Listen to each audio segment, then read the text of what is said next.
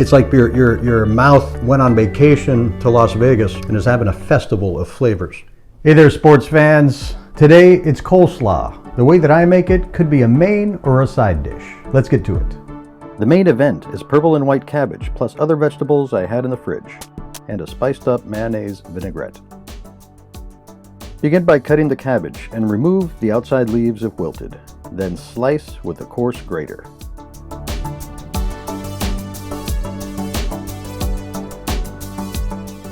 Dump in a large salad bowl. The radish and carrot need to be peeled and grated. Then add to the salad bowl. Chop up the celery, bell pepper, add to the bowl. If you have a white onion, chop it up and let it sit in lemon juice to cut the sharpness a bit. This will be added later.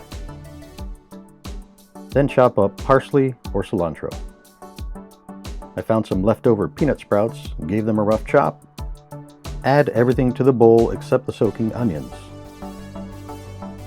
The dressing is delicious and easy. Start with a bunch of mayonnaise, a couple tablespoons of mustard, a dab of soy sauce, a spritz of sriracha, some olive oil, a little chili powder, grated garlic, salt and pepper.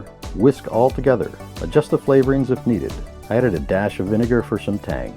Then add the lemon-soaked onion, apply the dressing, and gently mix. Enjoy. A moment of truth. There's a lot of stuffing there. Very good. And coleslaw. And slaw. Moment of truth for me at home. Oh no, oh my God, incredible.